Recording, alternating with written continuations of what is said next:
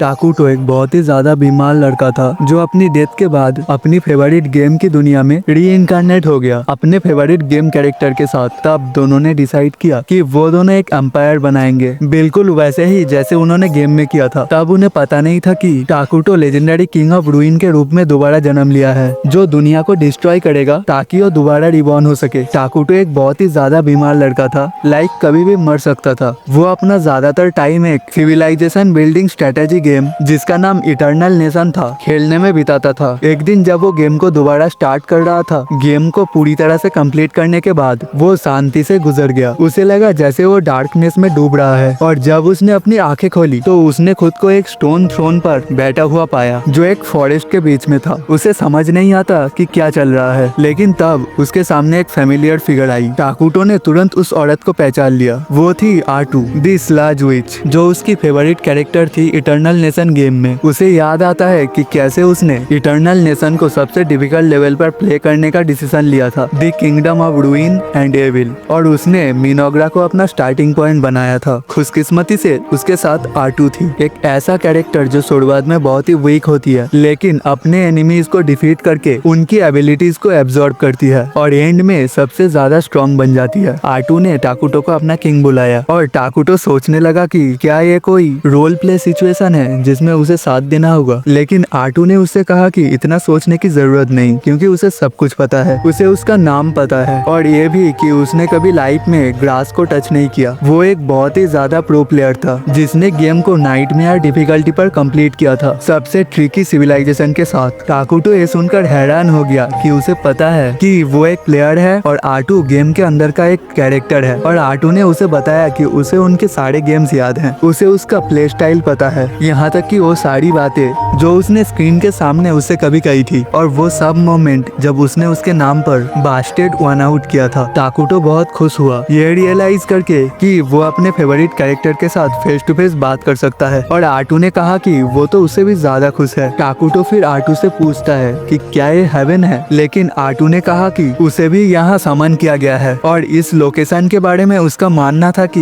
ये eternal nation की दुनिया जैसा है। फिर वो जल्दी से टाकुटो के सामने घुटनों पर बैठ गई और उसका हाथ पकड़कर बोली कि जब हम यहाँ एक साथ हैं तो ये जगह कैसी है इससे कोई फर्क नहीं पड़ता। उसने कहा कि हमें फिर से टीम अप करके एक सिविलाइजेशन बनानी चाहिए जो सिर्फ हम दोनों की हो। टाकुटो को समझ नहीं आया कि वो क्या कहे जब आटू ने उसे उसके थ्रोन से नीचे खींच लिया, ये कहकर कि हमने पहले भी दुनिया को मल्टीपल टाइम्स कॉन्कर किया है और उन्हें इसे एक बिल्कुल नई शुरुआत का मौका समझना चाहिए। टाकुटो को ये आइडिया पसंद आता है और वो आटू से कहता है कि वो उसकी सेवा करे ताकि वो एक ग्लोरियस सिविलाइजेशन बना सके, और आटू खुशी खुशी एग्री कर लेती है। फिर वो एक बैडास विच होने की नाटक करती है और ऑफिशियली उसकी लॉयलिटी टाकुटो के नाम करती है, लेकिन फिर दोनों ही अपने क्रिंज लेवल डायलॉग से एम्बेरेस्ड हो जाते हैं। इसके बाद टाकुटो आटू से कहता है कि तुम ऑलरेडी जानती हो कि हम माइनाग्रा में सबसे पहले क्या करते हैं। वो कंफर्म करती है ये कहकर कि हम सबसे पहले अपनी एग्जिस्टेंस को पूरी दुनिया से छुपा लेंगे। अगला काम जो टाकुटो करता है वो है अपना इमरजेंसी स्किल का यूज करके एक जायंट साइज का बग बनाना जो आसपास के एरिया को स्काउटिंग करे। टाकुटो और आटू डिस्कस करते हैं कि ये उनके कोर रूल्स में से एक है कि गेम के शुरुआत में अपनी प्रेजेंस को कम्प्लीटली हाइड रखे दूसरे प्लेयर्स से, और ऐसे जानवर इंफॉर्मेशन गैदर करने के लिए यूजफुल होते हैं और वो भी बिना अपने आप को रिवील किए। टाकुटो फिर बग को कमांड देता है कि सराउंडिंग से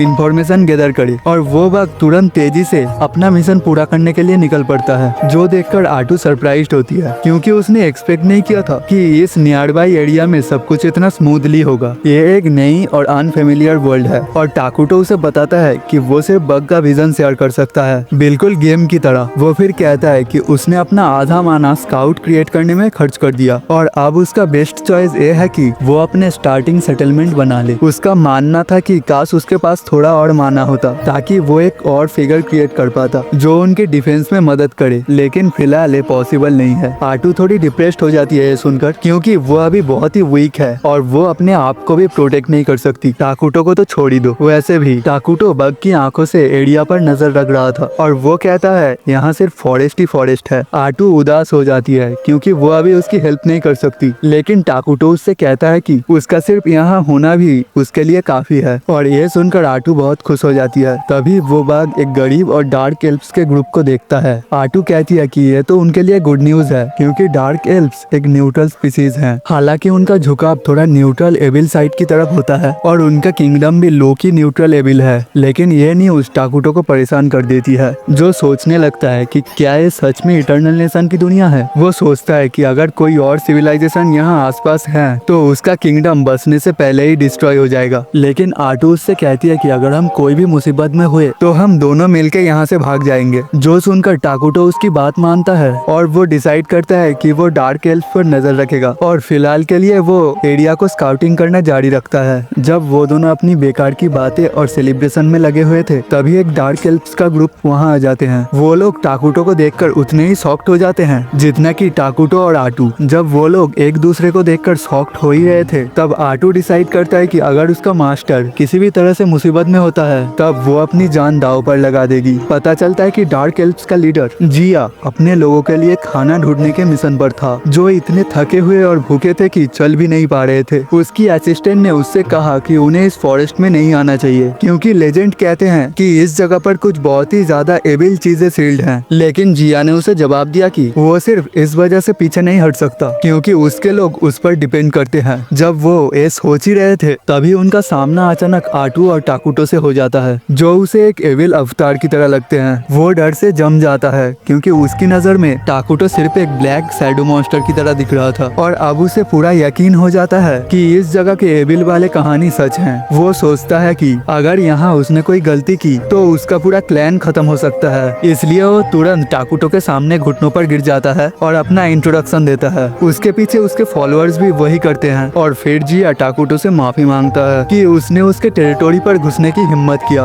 आटू अचानक गैंगस्टर की तरह एक्ट करने लगती है और कहती है अच्छा है कि तुम अपनी औकात जानते हो। फिर वो पूछती है कि आखिर डार्क एल्फ्स यहाँ क्यों आए हैं। जिया अपनी दुखद कहानी बोलना शुरू करता है सिंपैथी लेने के लिए, लेकिन आटू बोर हो जाती है और कहती है सीधा पॉइंट पर आओ, जिससे जिया डर के मारे कांप जाता है। वो तुरंत बताता है कि उनके क्लैन को काउंसिल ने निर्वासित कर दिया है और उनके ऊपर अभी भी अत्याचार हो रहा है। अचानक से टाकुटो उससे पूछता है क्या उन्होंने बहुत मुश्किलों का सामना किया और जिया डर के मारे फ्रीज हो जाता है। लेकिन जब आटू उसे जवाब देने को कहती है तब वो समझाता है कि उनके क्लैन को गलत तरीके से पनिश किया गया था और उन्हें मजबूरी में इस कर्स लैंड में आना पड़ा ताकि वो सेफ रह सके। लेकिन उनका फूड सप्लाई एक हफ्ते पहले ही खत्म हो गया और अब उसके लोग भूख से मर रहे हैं क्योंकि वहाँ उन्हें कोई फूड सोर्स नहीं मिला। जिया सोचता है उन कठिनाइयों के बारे में जो उनके क्लैन ने सिर्फ पीसफुल लाइफ जीने के चाहत में झेली थी। वो सोचता है क्या टाकुटो भी उनके साथ उतना ही क्रूर होगा, लेकिन वो तब सरप्राइज्ड हो जाता है जब टाकुटो उसकी तरफ कुछ एप्पल्स फेंक देता है और कहता है इसे ट्राई करो, ये बहुत टेस्टी है। जिया ने कभी एप्पल्स देखे नहीं थे इसलिए वो डाउट करता है, लेकिन उसके फॉलोअर्स इतने इम्पेशेंट होते हैं कि वो तुरंत ही एप्पल्स खाने लगते हैं और कहते हैं कि ये तो कितने स्वीट हैं। टाकुटो अचानक कुछ और फ्रूट भी क्रिएट कर देता है और जिया ये देखकर बिल्कुल ही शॉक्ड रह जाता है। आटू उससे पूछती है कि तुम अपने मास्टर द्वारा इतने ग्रेस से दिए गए फ्रूट्स क्यों नहीं खा रहे। तब डार्क एल्फ तुरंत टाकुटो के सामने झुक जाता है और कहता है कि उसके ट्राइब में और लोग भी भूखे हैं, वो उन्हें खासकर बच्चों को अपने से पहले खिलाना चाहता था। टाकुटो को उस पर तरस आ जाता है, वो बहुत सारा खाना समन करना शुरू कर देता है जिससे आटू तो खौफ में आ जाता है और जिया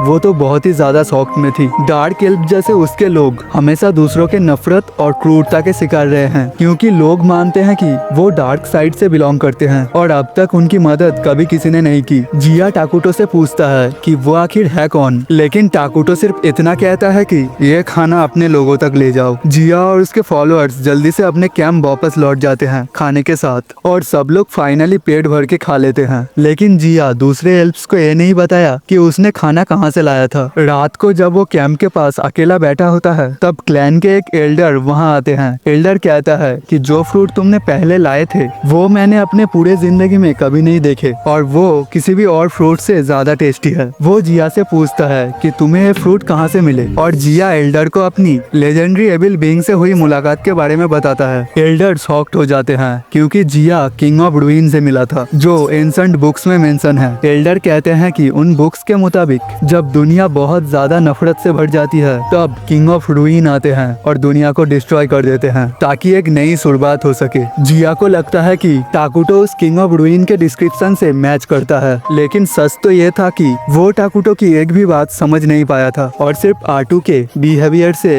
हिंट लेकर एक्ट किया। एल्डर अभी इस पार्ट को लेकर श्योर नहीं थे, लेकिन वो जिया से पूछते हैं कि क्या तुमने टाकुटो को खाने के बदले में कुछ दिया? जिया कहता है कि उसने खाने के बदले कुछ भी वापस नहीं दिया। और ये सुनकर एल्डर कहता है कि कोई भी एविल बीइंग बिना कुछ लिए किसी पर दया नहीं दिखाता। जिया फिर भी मानता है कि टाकुटो एक बहुत ही अच्छा बीइंग है जिसने उसके लोगों की सफरिंग पर तरस खाया। लेकिन ये बात एल्डर को गुस्सा दिला देती है। एल्डर उससे पूछता है कि तुम एक एविल बीइंग के बारे में इतना रिस्पेक्ट के साथ कैसे बात कर सकते हो। लेकिन थोड़ी बहस के बाद वो बोलता है कि जिया ने अपनी तरफ से बेस्ट किया है और अपने लोगों के लिए खाना सिक्योर किया है। उसके बाद एल्डर मोल्टर डिक्लेयर करते हैं कि एक सीनियर मोस्ट डार्क एल्फ होने के हिसाब से उन्हें डार्क किंग से नेगोशिएट करना होगा और होपफुली उनका क्लैन वो पीसफुल लाइफ पा सकेगा जिसका वो हमेशा सपना देखते आए हैं। दूसरी तरफ आटू टाकुटो को डांटने लगती है कि तुमने अपना माना एल्फ्स के लिए फूड क्रिएट करने में यूज कर दिया जबकि तुम्हारे पास काफी माना नहीं था। लेकिन जैसे ही टाकुटो उससे कहता है कि मुझसे नाराज मत हो क्योंकि मुझे तुम्हारी जरूरत है, तो आटू फिर से नॉर्मल हो जाती है और अपने भोले भाले मोड पर चली जाती है। तो इस एपिसोड का एंड यहीं पे होता है। अगर आपको वीडियो पसंद आया हो तो वीडियो को लाइक और चैनल को सब्सक्राइब जरूर से कर लेना। तब तक के लिए थैंक यू, बाय बाय।